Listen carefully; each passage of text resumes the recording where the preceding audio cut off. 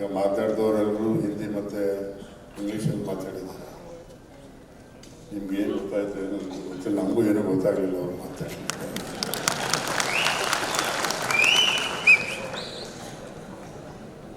ಆದ್ದರಿಂದ ಇವತ್ತು ಕೇಂದ್ರೀಯ ರೇಷ್ಮೆ ಮಂಡಳಿ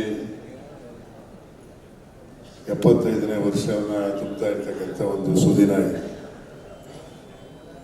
ಈ ಸಂದರ್ಭದಲ್ಲಿ ಕೇಂದ್ರದ 2 ಮಂತ್ರಿಗಳು ಮತ್ತು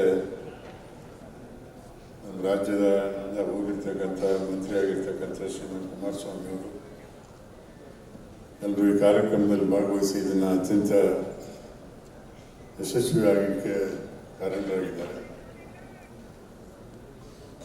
ನಮಗೆಲ್ಲ ಗೊತ್ತಿರೋ ಹಾಗೆ ರೇಷ್ಮೆ ನಮ್ಮ ಕರ್ನಾಟಕ ರಾಜ್ಯದಲ್ಲಿ ಭಾಳ ಪ್ರತಿಷ್ಠಿತವಾಗಿರ್ತಕ್ಕಂಥ ಒಂದು ಬೆಳೆ. ರೈತರಿಗೆ ಅನೇಕ ಕಷ್ಟ ಕಾರ್ಪಣ್ಯಗಳು ಇದ್ದರೂ ಸಹ ರೈತರು ಅದನ್ನು ಬಿಡದೆ ಮಾಡ್ತಕ್ಕಂಥ ಒಂದು ಕಾರ್ಯವನ್ನು ಮಾಡ್ತಾ ಇದ್ದಾರೆ. ಕುಮಾರಸ್ವಾಮಿ ಅವರು ನನ್ನ ಪಕ್ಕದಲ್ಲಿ ಕೂತಿದಾಗ ಕೇಂದ್ರ ಮಂತ್ರಿಗಳು ಅವ್ರನ್ನ ಕೇಳ್ತಾ ಇದ್ರು, ಏನೇನು ತೊಂದರೆ ಇದೆ ಇಲ್ಲಿ, ಏನು ಯಾಕೆ ರೇಷ್ಮೆ ಬೆಳೆ ಏನಾದರೂ ಕಡಿಮೆ ಆಗ್ತಾ ಇದೆ ಅಂತ. ಆಗ ನಾನು ಅವ್ರಿಗೆ ಹೇಳಿದೆ, ರೇಷ್ಮೆ ಬೆಳೆ ಕಡಿಮೆ ಆಗ್ತಾ ಇಲ್ಲ, ರೈತರಿಗೆ ಕಷ್ಟಗಳು ಜಾಸ್ತಿ ಆಗ್ತಾ ಇದೆ. ಆಧುನಿಕ ತಂತ್ರಜ್ಞಾನಗಳು ಬಂದು ಇದನ್ನೆಲ್ಲ ಸ್ವಲ್ಪ ರೈತರಿಗೆ ಅಡವಟ್ಟಾಗ್ತಕ್ಕಂಥ ಸಂದರ್ಭಗಳು ಸನ್ನಿವೇಶಗಳು ಉಂಟಾಗ್ತಾ ಇದ್ದಾವೆ ಅಂತೇಳಿ ಅವ್ರಿಗೆ ಹೇಳಿದೆ. ಅದಕ್ಕೆ ಕೇಂದ್ರದಿಂದ ಹೆಚ್ಚಿನ ಸಹಾಯ ಸಹಕಾರ ನಮ್ಮ ರೈತರಿಗೆ ಕೊಟ್ಟರೆ ಈ ಉದ್ದಿಮೆಯನ್ನು ಇನ್ನೂ ಚೆನ್ನಾಗಿ ಬೆಳೆಸಲಿಕ್ಕೆ ಸಾಧ್ಯ ಆಗ್ತದೆ ಅಂತಕ್ಕಂಥ ಮಾತನ್ನು ಕುಮಾರಸ್ವಾಮಿ ಅವ್ರ ಮುಖಾಂತರ ಅವ್ರಿಗೆ ಹೇಳಿದೆ ನಾನು. ಇವತ್ತು ರೇಷ್ಮೆ ಬೆಳೆ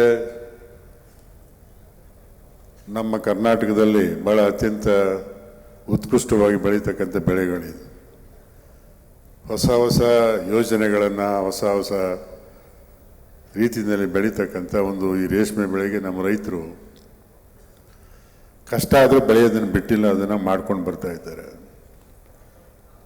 ಬೆಲೆ ಕಡಿಮೆ ಆದಾಗಲೂ ಅದ್ರ ಬಿಟ್ಟಿಲ್ಲ, ಅದನ್ನು ಅವರು ನಷ್ಟ ಆದಾಗಲೂ ಅದನ್ನು ಅನುಭವಿಸ್ಕೊಂಡು ಬೆಳೆಯನ್ನು ರೇಷ್ಮೆ ಬೆಳೆಯನ್ನು ಬೆಳೀತಾ ಇದ್ದಾರೆ.